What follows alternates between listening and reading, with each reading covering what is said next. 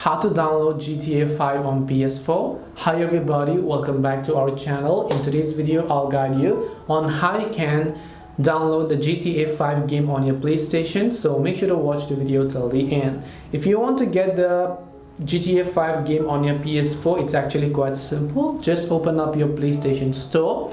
Once you open up your PlayStation Store, in the search box at the very top of the screen, you'll find these keywords. So you want to simply go ahead and type in GTA 5.